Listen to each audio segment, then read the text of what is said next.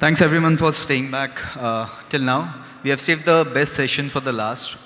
And thanks Arpit for joining us today. It's really great to have you back on Involve. Thank you so much, Mohit, for having me here.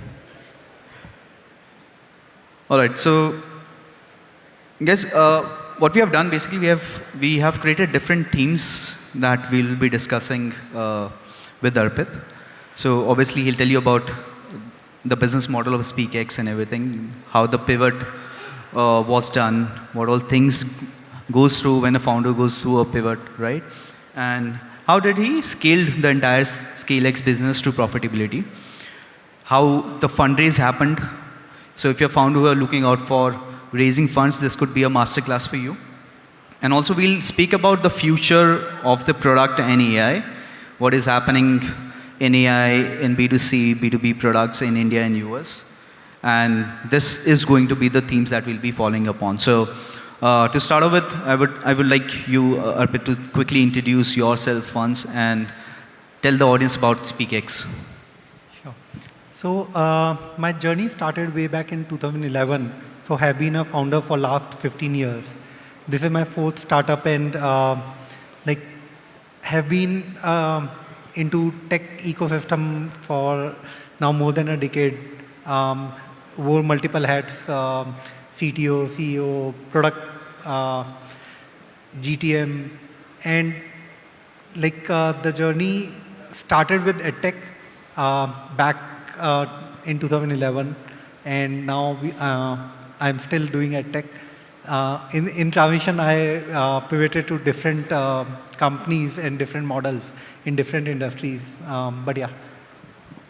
Amazing. So we connected with Yellow Class. So it was earlier Yellow Class that Arpit used to run. So we connected Yellow Class 3 years back, and there was a different business model altogether for Yellow Class, and now Yellow Class has pivoted into SpeakX and became profitable, right? So I would like you to tell something about what was the proposition of Yellow Class earlier, what was the business model, and when did you thought that looking at these 2 or 3 metrics, like, hey, I think we need to pivot and make something interesting, or we have to change the entire business model or even the product. When did that thought come to your mind? Sure. So we started Yellow Class during the pandemic when everything was locked down. So I have a son, he was 4 years old back then. So what we realized, it was very tough for parents to keep kids occupied. And the only alternative that we had was either we can give our mobile phone for them to play games, or they can watch YouTube on TV. So we came up that there need to be something better, something that is more productive. And then we came up with Yellow Class, which was an after-school hobby class platform where kids can actually learn things that they like, something like drawing, dance, GK, that they enjoy. And parents are happy because kids are engaged in some positive activity. So that's what we started Yellow Class with. It was an interactive YouTube for kids covering a lot of different kind of hobby classes. So the platform actually worked out really well during the COVID times because of the induced adoption that happened because of the lockdown. But eventually what happened, so we had a belief back then that since there is a lot of technology adoption which has happened, so it will continue to stay even post-pandemic. But to our reality check, what happened post-pandemic, the adoption stayed while there are a lot of categories which were not required post everything opened up. So hobby classes was one where everyone wanted to go back to the real world. So we saw a massive drop in our numbers across all cohorts. And it was a free platform, so we did not monetize. The idea was to first solve distribution and then go for monetization. So for 3 years, we built the platform up, and post 2023 towards the end, we realized that this is not something which is working out, and it's not required by our customers anymore. So that was the time when we went into introspection and tried to identify what we should do, because the challenge was that we had raised around $7.5 million of capital for Yellow Class that we raised early in 2021, and majority of the capital was already spent in building the company. So we were left with close to $1.5 million, and we were a 200-member team back then while we were building Yellow Class. So navigating through those difficult scenario was very tough when you know that the product that you have built is not working anymore. Also, Arpit, while pivoting, it becomes very difficult to control the team that you already have, right? As you mentioned, you've already raised good amount of capital, so there might be a lot of pressure from investors also, like what exactly you're doing, right? So how do you make sure like your team sticks with you? You make sure the investors are also on the right place. Plus, since you are changing the entire brand, how do you make sure that the brand authenticity is constant, or you thought of building it up from ground up again? So when we realized that what we built is of not enough value to our customers, now that was the time of tough decisions, right? The first one was that we could not operate with 200 people. So we have to let go 90% of the people who we were working with, and they were great people. Like, it takes a lot of effort to build a team like that, right? And but then at the end, the company need to survive. If we would not have made that call, so we were left with 4 to 5 months of runway. So first thing was to downsize the company. Next, from investor point of view, I can tell you one thing, that at the end of the day, it's a founder's call, right? Whatever decisions are being taken in a company, right? All those decisions are taken by founders. No matter, you can obviously go back and say that we collectively decided this, or we already informed, right? It doesn't matter. If a company is working, it is working. If it is not working, it is not working, right? And they are at the end a financial institution who will take call based on how your numbers are, where the company is heading towards. And if a company is heading towards a wall, right? So the expectation that people will back you or they'll come forward to support you is not right, even from a founder's lens. So, and we decided to do a hard pivot. So we actually closed down Yellow Class. So in fact, at the time when we decided to close it down, we had a 2 million monthly active user base. So first to build that kind of a base, and then to decide that, okay, we want to close down, was not easy. And like it was again a founder's call that, okay, this is something where I can foresee that whatever time I'm investing, I want to invest in something productive, not something that I built but just want to continue. So we took that hard call and we decided to close it down, and we restarted SpeakX in Jan 24. So we are like practically now close to 2 years old company. Amazing. Speaking about SpeakX, like what are the current metrics of SpeakX? Like how much active users do you have? How much daily active users you have? Monthly active users? What kind of revenue you are clocking? So when we started SpeakX, that was like the bottommost point I had in my career, right? And when we started it, practically we had nothing to lose. Like, we were at the rock bottom. So the only way was going up. So first thing that we decided was that we should make the company profitable. We should build it more profitably, and that's the path we followed. We set a timeline for ourselves that in the next 1 year, we had capital, like the capital would have lasted 5 years. But then we said that, okay, let's become profitable in the next 1 year. And the goal was that everyone's salary in the team, so we are left with 20 people who were my core team, and practically majority of them were at a salary cut. Like they're taken a salary cut of more than 50%, right? And they decided to continue the journey with me. So that was a big support. And then the goal was that we need to build something which adds value to our customers, and customers are willing to pay for it. So the goal was to turn profitable in 12 months. We did that in 11, because that's the value of having a lot of focus and great team to work with. And now I believe from the last 6-8 months you are running profitably. Yeah, we are running it profitably, and if I talk about my numbers, we are doing a revenue of upward of $6 million, EBITDA profit of $2 million on that, and still a 20-member team. We haven't hired anyone yet, and yeah, the growth has been phenomenal, and so is the adoption to what we are building. And AI actually helped us. So right time, right place, helped us gain the momentum and build something that is today meaningful to a lot of people. So there are 200,000 active paying subscribers on SpeakX, and our monthly active base is around 2 million, again, back to where we left. Yeah, and 100% of our customers are from India. So we currently are focused in India, although the product that we have built is global, but the GTM that we are going after is India first. Just to give everyone a perspective, this $6 million revenue is for a B2C app having the monthly subscription per user of 300 rupees.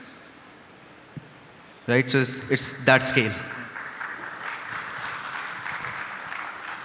And like you mentioned, like you started SpeakX a couple of years back, and at the same time, the wave of ChatGPT was also, coming in India. So I wanted to know, like, how did the wave of ChatGPT helped as a catalyst in the growth of SpeakX?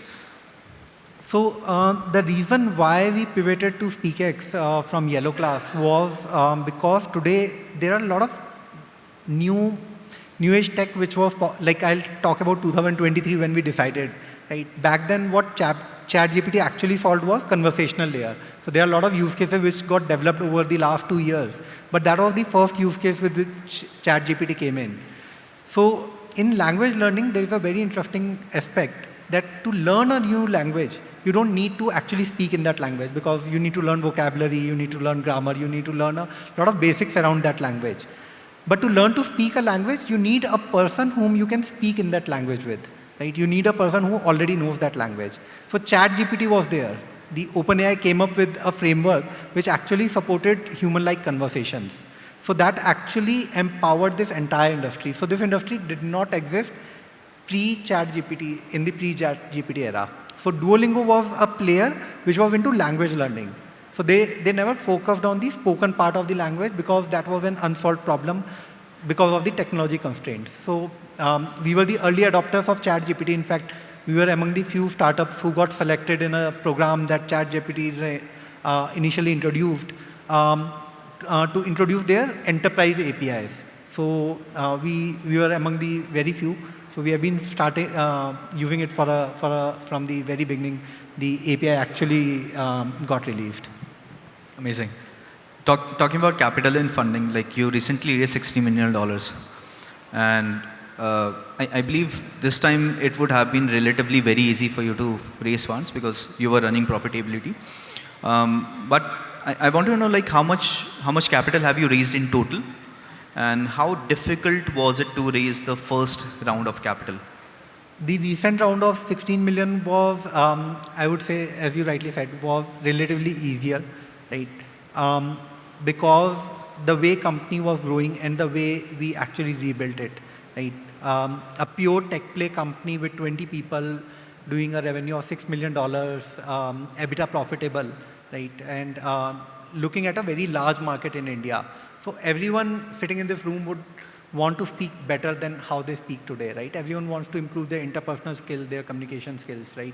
That holds true for someone who comes from tier 2, tier 3 town, or someone who live in a metro, even in an upscale society. So the product is relevant to everyone. So the current round was easier to raise, while the first round of capital that we raised was very tough. I can tell you, like, even as a founder, like you had absolutely no salary, right, for a very long time. The investors need a lot of proof point when you are building something fresh, and practically, like, you have to go and speak to, I believe we would have spoken to more than 50, 60 investors while we raised our first seed round. And these were not like casual conversations, right? These were like multiple meetings over a period of months that we used to do, talk to them, try and convince them that, show them a picture that in future this is what we believe is going to happen, right? So raising first round is always tough. Only thing is that you need to start early and keep trying. There's no right time to raise that capital, because no matter where you are in the journey, even where we are in the journey, we don't have enough proof points for a future that we are able to promise, right? So what you have is something that you have built and showcase or demonstrate your ability to build something that may be meaningful in future, right? So how do you demonstrate that is what matters. What stage you are at, it doesn't matter. I have two follow-up questions on this. Uh, if you see someone raising capital from outside, it looks very lucrative, right? But what do you think for when is the right time to raise funds, and which all companies or which products should you be building for which you should raise funds, or you should not raise funds for that? Sure. So what I've learned is fundraising is always a choice, right? And you should very carefully make that choice if you want to raise capital or not. And depending on different kind of businesses, that choice should change. Now, when is the right time? That is where my own perception is that there is no right time to raise capital. You can raise it as early and as late. Only thing is that that capital should be raised when you actually need it. It should not be raised because it gives you a lot of PR, it gives you a lot of good vibe that, okay, I've raised that capital. Because when you raise the capital, there's a lot of expectations that are built along with that, right? That in the next 3 months, in the next 6 months, that's where the company is going to be. And if you don't have a plan ready, or if you're not confident that how you're going to use that capital to reach those milestones, so eventually you'll get into a struggle. That because the capital will hit your bank and then you don't know what to do next. So the most important thing about raising capital is that you should know exactly where this capital is going to lead you to, right? If you don't have a clear answer to that, right, that is not a right time for you to raise capital. Right? Just don't raise it because you want to hire great people, or you want to build a good product, or you want to grow faster, right? If it helps you reach your next milestone, right, that's where the venture capital should come in. Got it. So if someone out there wants to raise funds, what would be your step-by-step process of reaching out to investors, raising their first round of capital? What would be your process or suggestions to the people out there? And also the afterlife of raising funds. Okay. Afterlife is not that flashy, right? That I can tell you. Like it has more challenges than before you raise capital. Now, how I have seen a lot of co-founders who belong to same community and have raised capital and ourselves is that don't be afraid of rejection, right? So I'll tell you our Series A story. In our Series A, we got rejection from the same investor 3 times, right? So 3 times they rejected us, saying that we do not have enough proof points, or they are not able to build conviction for the market that we are solving for. Right, in that yellow class that I'm talking about, right? But then at the 4th time they said yes, right? So there are no permanent no's. There is no, only thing is go and talk to these investors and how to unlock that channel. So cold emails is one, right, which we all know. Many times we don't even send those cold emails. You will be surprised that there's a team who is looking out for breakthrough startups, and many times it actually hits the right person. That's one. Second, references actually work best when you are raising capital. So if someone who has already raised capital from a particular investor, right? So generally investors as well as founders do a lot of introduction to your existing investors for great companies that come across and where they believe that this company can be a potential breakthrough. So reach out to those founders who would already have a relationship with that fund. So they can if they like your idea, if they like you, they can potentially make that introduction. And third is try and look in your own network, right? Don't be shy away of asking for help. People generally help. That's what I have seen, right? The first port of call is to help others. And it's always useful if there is a connect which is being made by someone who is already known to the investor. So try and use these channels. Only thing is from your side, don't wait too long if you are looking to raise capital, because every time when you will think that I want to raise capital, there is a next proof point which is going to be in front of you. So don't wait for it to happen. Start that conversation. It's okay to take a no. Like there are a lot of investors out there in the market, and they are not like, and you need one believer. If one person believes in you, that's how you close the round. Got it.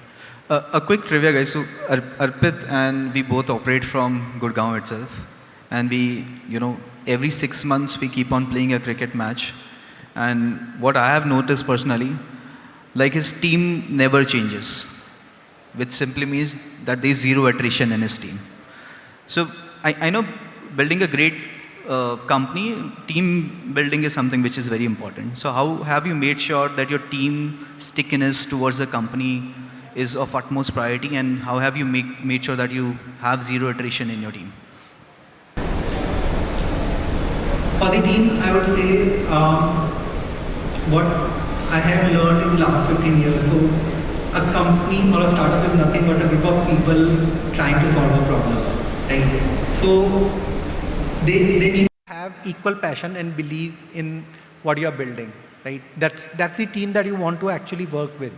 Because what happens if people are working for, or they are working for growth or anything else, right? So when the downfall will come, they will leave, right? And there is no company which has ever been built in the history, if you look at, right, which only have an upward curve. Every company goes through down curves, and that's the team who actually has the ability to bring that curve back up. Now, if that team is not there, and if that team leaves, right, when the downturn starts, right, then it becomes almost impossible for you to recover. So what I believe is that be very transparent and very honest with your team, right? Tell them exactly how things are, what things are, right? It's okay. People take time. It may come as a shock at times, okay, to them, right? It's okay, okay.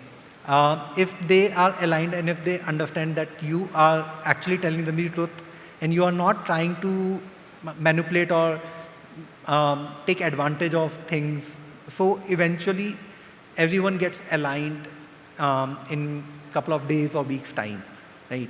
So very important, like be 100% honest and transparent with your team, because their career is also on stake. Right? It's not only you who have been putting your day and night in building that company, right? And they actually deserve to know what's the reality. So that's what actually helped me retain my team, and they are still with me, right, in thick and thin, and we have built this company together, and that's what at the end matters, right? The journey need to be worthwhile, right? Outcome you can't determine, right? Even today I can't determine the outcome where this company will be in the next 5 years. But one thing that I ensure my team is that the journey that we are living together is going to be worthy for those next 5 years. Pretty good insight. Got it. Talking about Arpit product and AI, since you are also building on AI, we know with this AI wave, building products has become easier. Shipping products has become easier, right? You can launch a product, you can do the GTM. And the entire struggle of building a product and doing a GTM that was earlier is now gone, right? Which means that more people can build similar kind of products. Then how do you make sure that you have that defensibility in your product to sustain for long? Very interesting question. So this is something that we debate a lot internally as well, right? In today's world, when technology has been democratized, which has never happened before. So eventually, there will be great products which are going to be built in times to come by a single person companies, right? People can build a great product sitting back at their home, which you have been trying to build for the last 2 years, 3 years. Now, how do you fight with that? And there will be hundreds and thousands of such products, right? So the way to go about in times to come is that there will be the divide is going to increase. That's how I see it. There will be companies who will be extremely large because of their ability to execute faster and grow faster, right? And then there will be a lot of hundreds and thousands of these smaller companies who will survive and will continue to operate at lower scales. I think the challenge will happen with mid companies, right? Who either are not very big or are not very small. So that's where the pressure will start mounting up, because it will be very tough to fight with the big ones, and it would be very tough to kill the smaller ones, right? So the price of the technology democratization is practically going to be paid by the mid companies. So ideally, you should try and find a path that in the next 5 years, how you are going to become a dominant player in the market where you are operating, or try and stay small. Because smaller companies will also survive, and bigger companies will definitely grow as they are able to become a market leader in their segment. So that's how I look at that in next 3 to 5 years, the times are going to change in the market. Got it. And in parallel to this, like, since shipping products have become easier, how do you decide, like, internally for your company whether you should build this solution internally or you should go out and buy the solution? So lately what has happened is there are a lot of great products which have come up who can actually help you supercharge your journey, whether you're talking about product development, growth, marketing. Like AiSensy is one great example. So I'll give you an example. Many a times we think that it's just an API, why don't we integrate it and we can send a WhatsApp ourselves, right? Meta provides that API. But then there are 100 other things which comes along with that, right? How do you do segmentation of customers? Then the next thing will come, okay, we'll create segments. Now, how do you pass those events? There are 100 odd things that comes when you actually pick a battle, right? So you have to be very selective and very focused in picking your battles. I think anything which is non-core should be bought. Anything which is core should be built, right? So, and that's how we are able to do it with a 20-member team. So we only focus on things which are essential for the business, where we believe that we will be able to add value, right? And we don't compete or try and build things which are complementary to what we are building, right? We try and pay for it, right? Initially it may look expensive, or many times we think that over a period of time we will be able to save a lot of cost, right? Don't worry about it today. When that time will come, you will have new data points to look at. So focus on the core value proposition, then building a lot of ancillary value, right? And like we are very clear that we don't do anything which is non-core.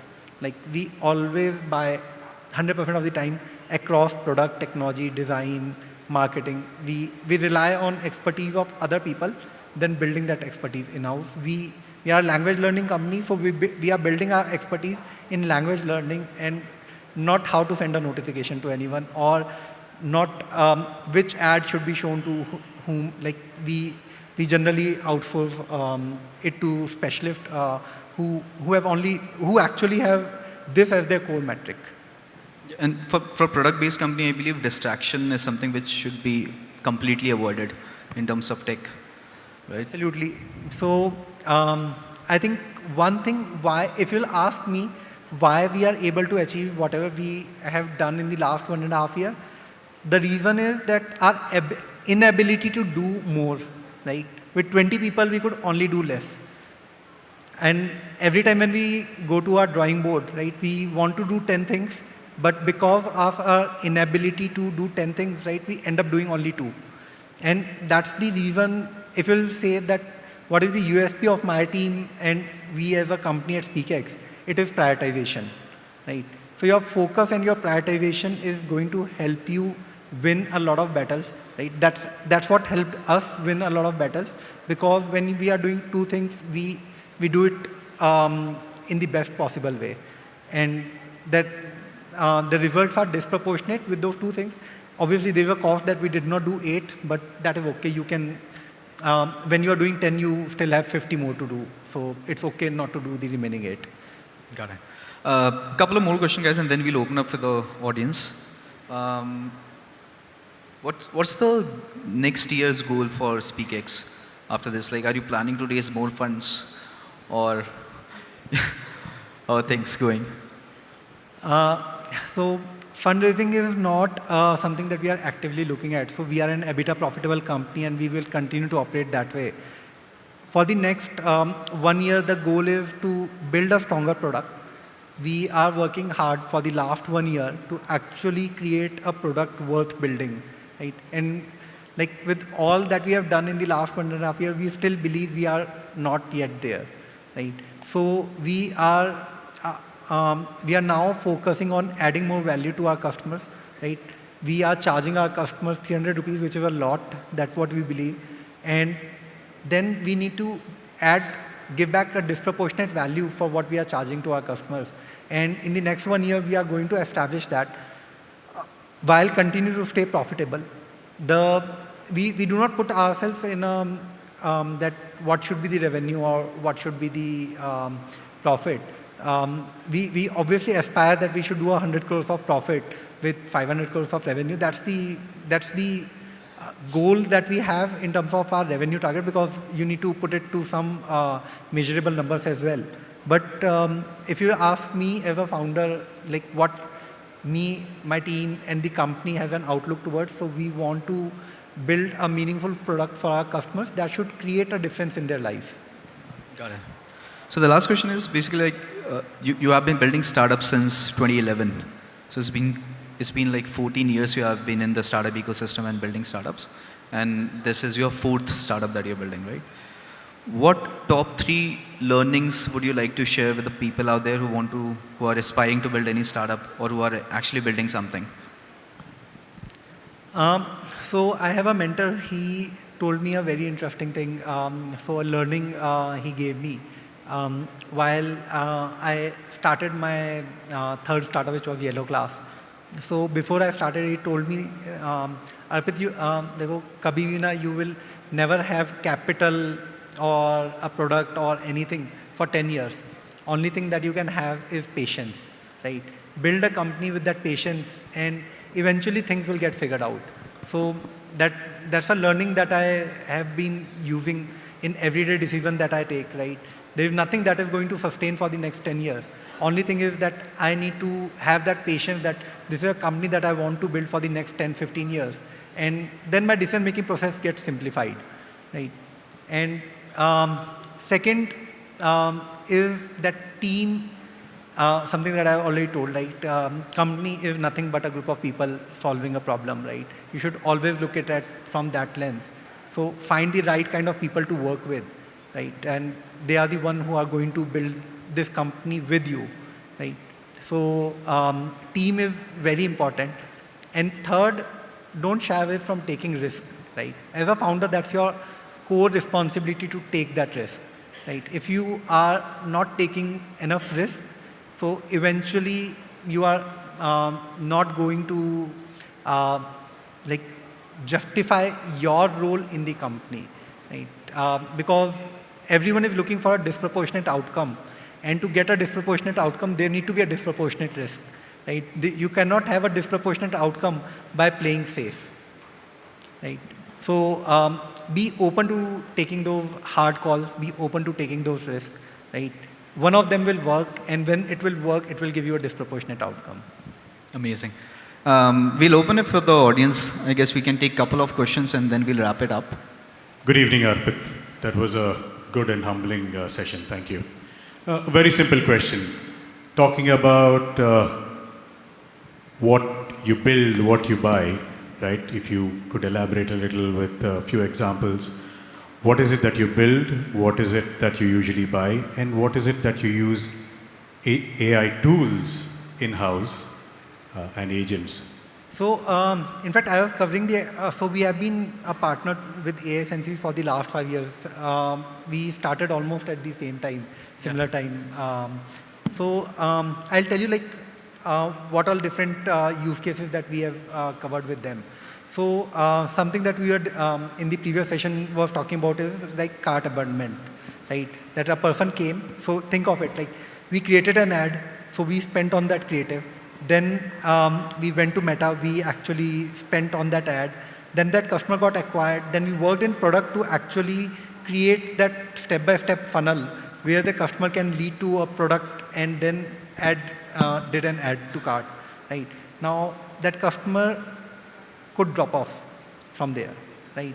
Now entire effort goes in vain if the customer drop off from the cart, right? My cost, if you want to have great unit economics, right, then you need to be very smart in your decision making. Which customer, what message, what time you want to send to. Now you can obviously create that system internally.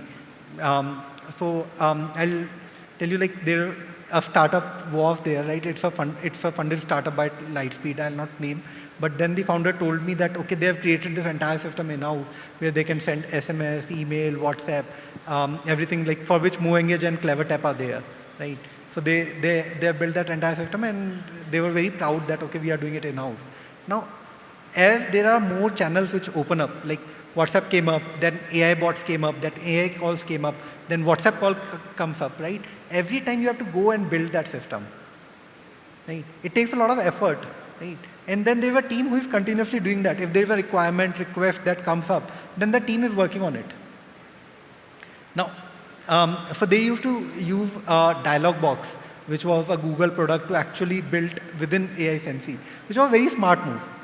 So they did not reinvent the wheel of creating conversations themselves. So they use a third party within AI. So AiSensy is a third party, and then they are using another third party which actually specializes in building logical conversations, right? It made life so easy for people like us because now we are relying on Google Tech to do it and AiSensy to deliver it, right? So that's how the decision-making framework works, that how you can decide to buy versus build. Now, if I have to build that entire thing internally, right, it's a 3-4 month project. I can do a lot better in building something that is more meaningful for my business rather than investing those 4 months in building something which is already out there in the market and I can just buy it for a cost. Obviously, that cost varies at scale, but that's how we make our choices. So whether we use MoveEngage, CleverTap, AiSensy, Segment, Mixpanel, even there's a platform, recently we have started using Blaze, which is used for data analytics, right? So you can obviously go and write those queries yourself. But today, if there is a tool who can just ingest your data and you can ask questions directly to that data, right? They charge us like $50 per month per user, right? But it's worth paying. It saves a lot of bandwidth. It gives a lot many more insights than what we could actually manually write those SQL queries and get out of. All right, guys, we'll wrap it up. He will be here. You can have a network with him after some time. Thanks a lot, Arpit. It's really nice having a chat with you always. And I believe the audience might have gotten a lot of insights on startup building and things. Time is pressing. Can we take one question or no? What do you Mohit, think, tell Arpit? us. No. Okay. We can take 1-2 questions, okay. My team is saying no, but I think we should take one. Okay. I don't know whether it's audible. so mic is there, I just asked. Thank you so much, Arpit, for that wonderful session.